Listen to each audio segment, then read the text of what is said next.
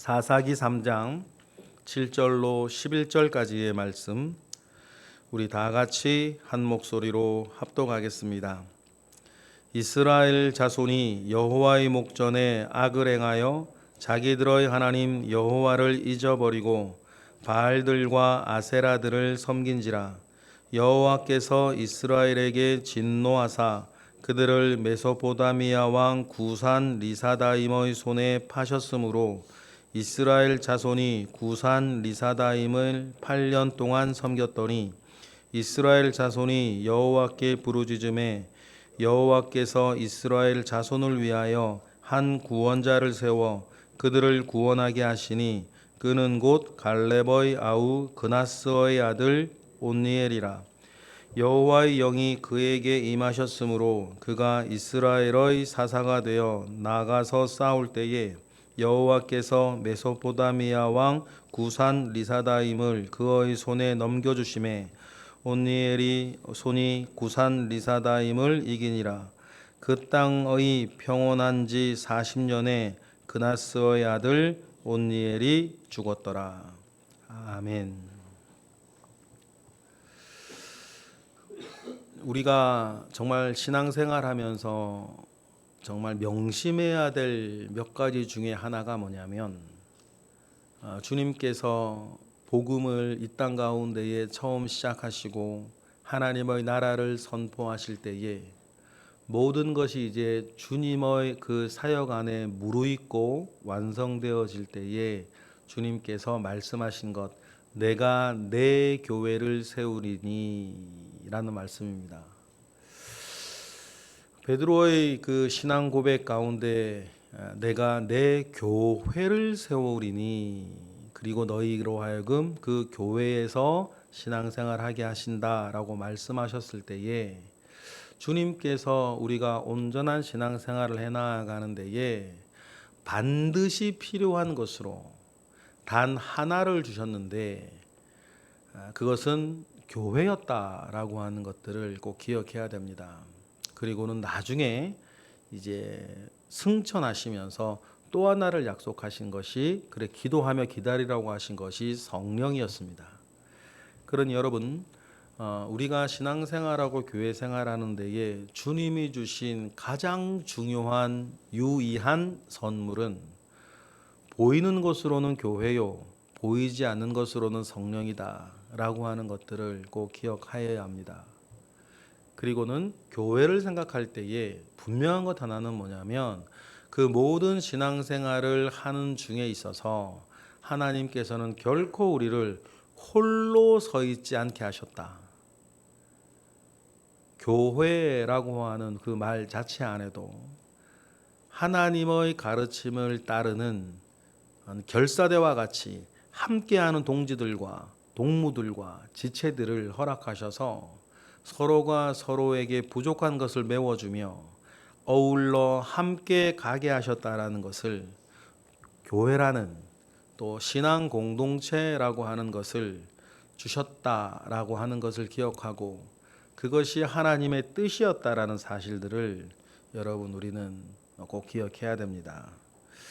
이스라엘도 마찬가지입니다.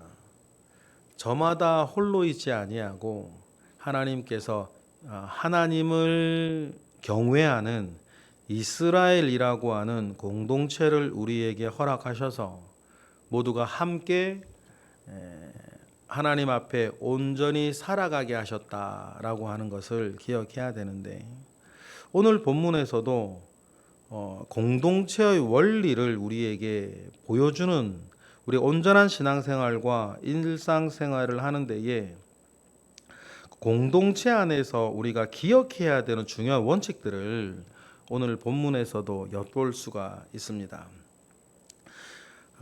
오늘 그것에 대해서 중심으로 오늘 말씀을 살펴볼 건데 사사기의 슬픈 역사를 우리가 먼저 기억을 하죠. 우리 7절 또 역시 반복되기 시작하는 것이 있지 않습니까? 7절 읽어보겠습니다. 시작.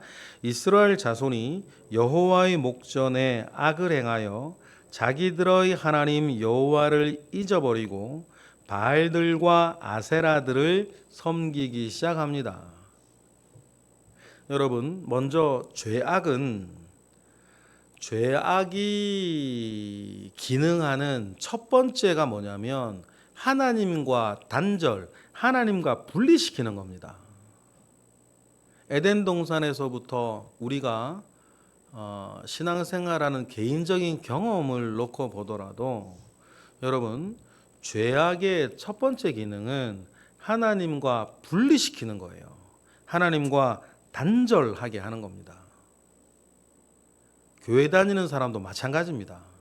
죄악에 빠져 있으면 일단 하나님과 분리되고 단절됩니다. 몸은 교회 와서 예배 드리겠죠. 그래도 중심은 하나님과 분리되어 있는 거예요. 그러면서 하나님과 점점 멀어지게 합니다.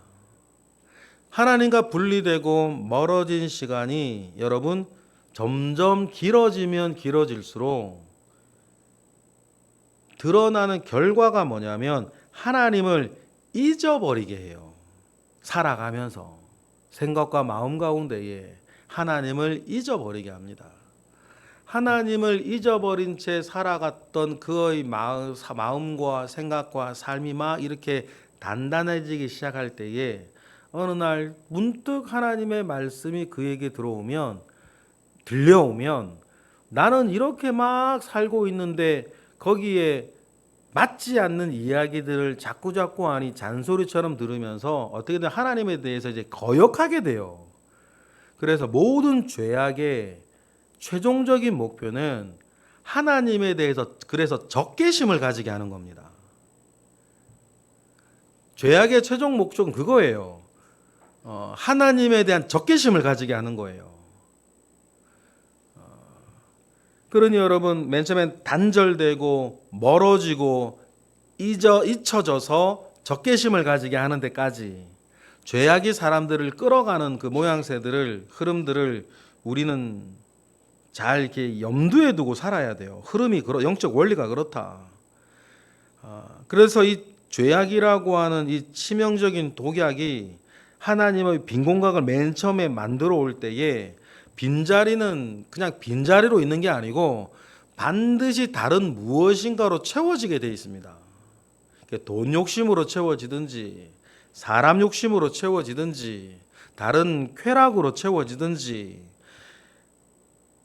하나님의 빈자리는 반드시 다른 것으로 채워지게 되어 있어요. 7절은 그걸 딱 보여주고 있는 겁니다. 하나님을 잊어버렸어요.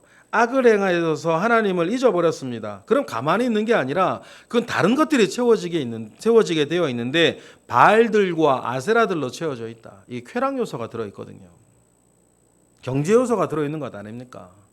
바알과 아세라의 신화 속에서 농사를 지어야 되니까. 그런데 그런 농사를 지어야 되는 당위와 이 종교들이 가지고 있는 성적인 쾌락 요소들이 결합이 되어가지고 한번 맛을 본 요 사람들이 이 맛을 끊지를 못하는 거예요. 나라가 망할 때까지. 그것이 계속 쳇바퀴가 되는데 사사기서부터 시작이 되어져요. 그러면 여러분 당연히 하나님께서 이스라엘을 포기하지 않으신 다음에야 이스라엘을 돌이키려 하시겠죠. 이스라엘을 하나님께서는 내어 버려 놓으신다면 그냥 그대로 살다 죽게 하는 거예요. 가나안 족속들처럼. 그러나 하나님께서 뜻을 가지고 계시고 하나님께서 사랑하시는 이 이스라엘을 그렇게 내버려 둘 수가 없었기 때문에 여러분 8절이 일어나는 거죠. 8절 읽어볼까요? 시작. 여호와께서 이스라엘에게 진노하사 그들을 메소포타미아 왕 구산 리사다임의 손에 파셨으므로 이스라엘 자손이 구산 리사다임을 8년 동안 섬기게 돼요. 그러니 여러분 하나님의 진노는 결과적으로는 이스라엘을 살리기 위한 구원의 손길인 거예요. 여러분 우리의 일상 가운데에서도 이러한 원리들이 작동될 때가 되게 많아요.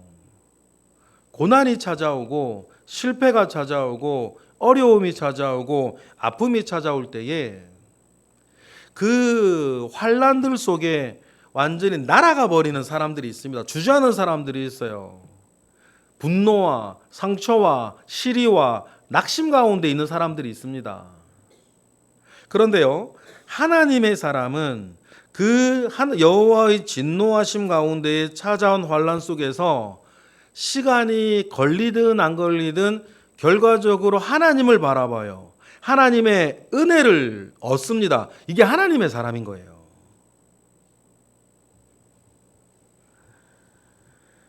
그러한 은혜를 얻기 전까지는 여러분 고난과 환난 가운데에 무엇인가를 느끼게 해요. 막 정신 팔려서 뭔가 늘 열망하고 욕망하고 쾌락 쫓아다니는 그것에 대해서 하나님이 브레이크를 딱 잡으신단 말이에요. 근데 그 전에 이스라엘에게는 그 여호와의 진노하심, 돌이키기 위한 진노하심이 무엇으로 왔어요? 메소포타미아 왕 구산 리사다임에로부터 왔어요. 두 개의 악이라는 말인데 이름 자체가 두 덩이의 악이라고 하면 굉장히 뭐라 그럴까요? 악한 일을 막 이렇게 자랑스럽게 하는 이름이에요. 이름 자체가.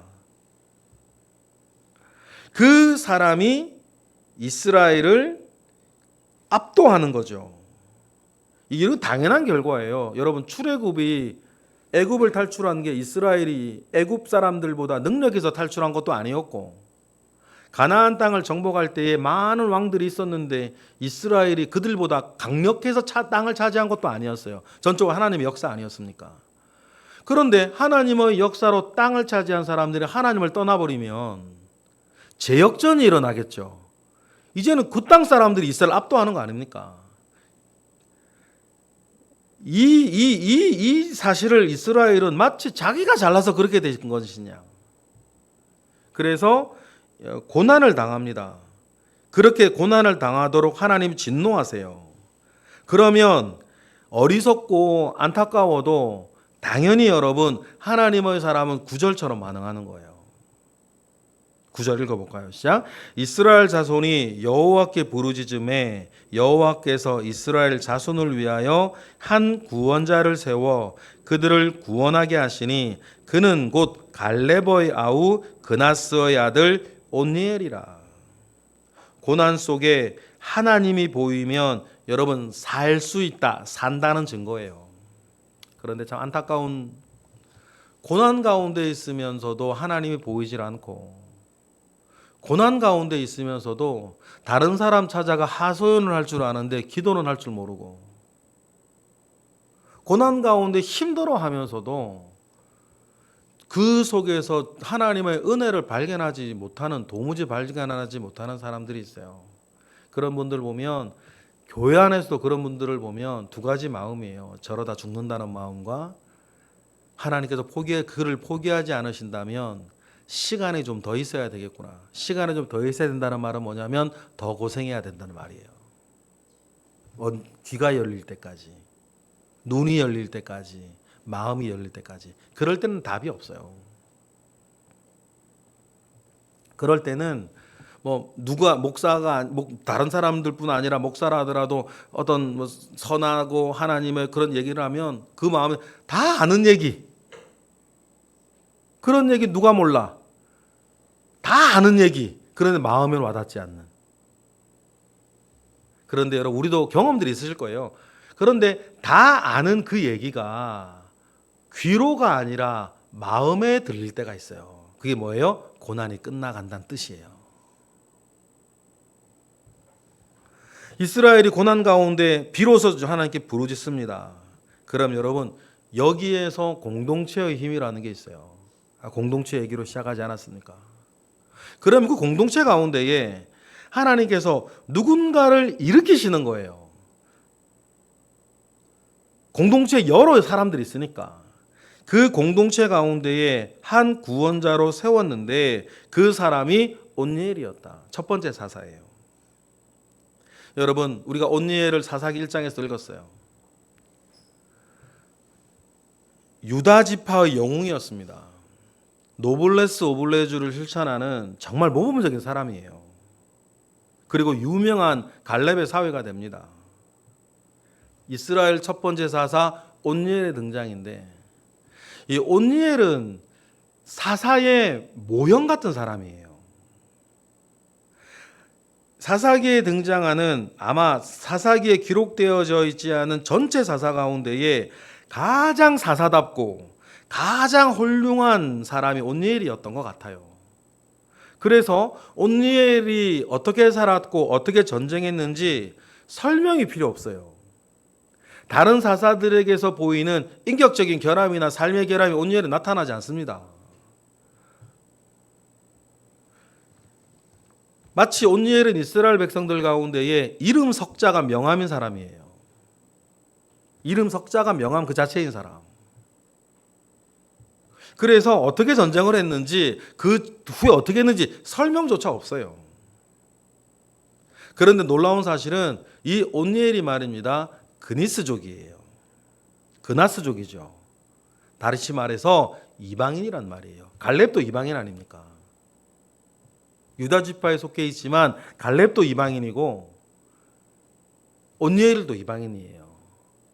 그래서 여러분, 다양한 사람들이 모여 있는 공동체를 주님은 우리에게 주셨어요. 오늘날 교회도 마찬가지 아닙니까? 똑똑한 사람부터 덜 똑똑한 사람까지, 힘 있는 사람부터 힘 없는 사람까지, 돈 있는 사람보다 돈 없는 사람까지, 믿음 좋은 사람에서부터 믿음 적은 사람까지, 좋은 성격 가진 사람부터 그런 모든 사람까지 다양한 사람들이 교회 공동체에 모여 있어서 하나님께서는 모자이크 같이 막 모여 있는 그 사람들 가운데에서 지금의 이 일에 쓰일 사람을 일으키시는 거예요. 그래서 여러분, 신앙생활은 교회 공동체가 매우 중요합니다.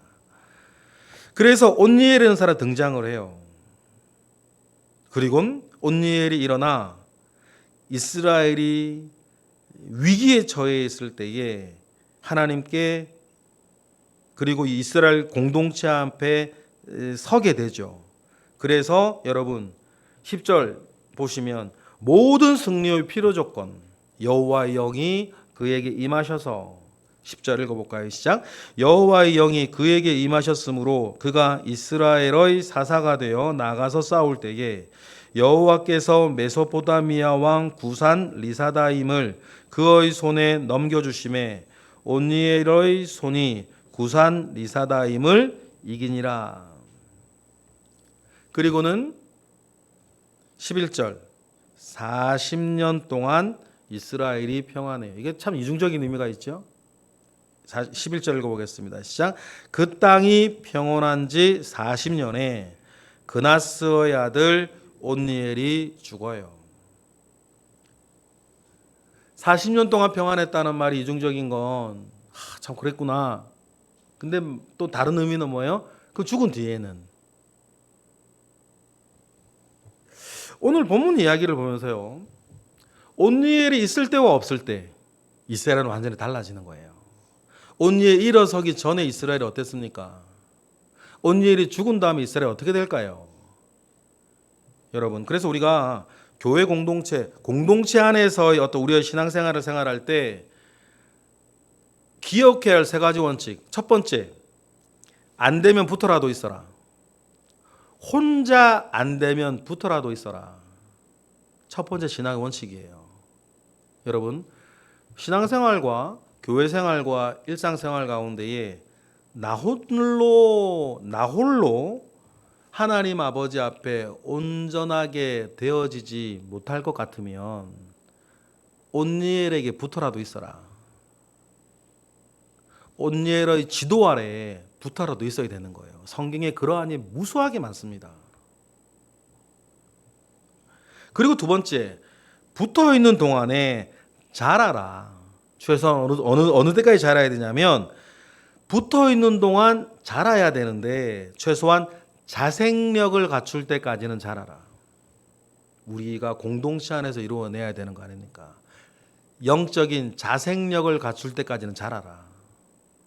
그리고 세 번째, 마지막으로 자생력까지 갖추었으면 마지막 세 번째는 남 살리는 데까지 강력해져야 된다. 누구처럼요? 온니엘처럼. 공동체에는 많은 가능성이 있어요. 공동체에는 모여있는 사람의 숫자만큼 가능성이 있습니다. 그래서 주님은 우리의 신앙생활과 교회 생활에 대해서도 공동체를 주셨다. 내가 내 교회를 세우리니. 그래서 뭐 어떻게 하시겠다는 거예요? 우리에게 주신 거 아닙니까?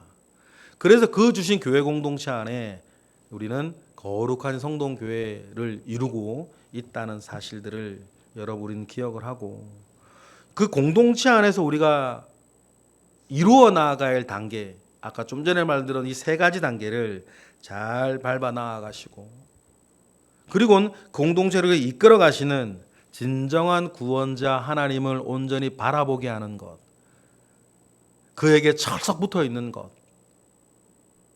가지로서 나무에 붙어 있듯 붙어 있어 믿음의 선한 열매를 거두시는 저와 여러분 되시길 주님의 이름으로 축복합니다. 기도하겠습니다. 할렐루야. 하나님 아버지의 크신 은혜와 능력이 우리 가운데 있음에 감사와 영광을 올려드립니다.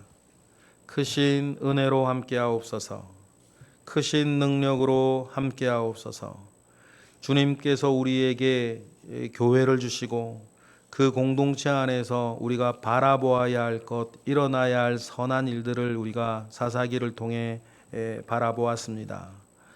하나님, 교회 안에서 온전하게 하시고 우리가 교회 안에서 자라나게 하셔서 나 지키는데 급급하지 아니하고 다른 사람도 지켜주는 데까지 자라나는 우리 믿음의 지체들 되게 하시옵소서. 1,000번째 예물들이 드려지고 있습니다. 하나님, 예물들 가운데 함께 하옵소서. 오늘도 새벽을 깨워 기도하는 이들이 있습니다. 기도하는 이들 가운데 은혜를 더하여 주시옵소서. 예수 그리스도의 이름으로 기도드렸나이다. 아멘.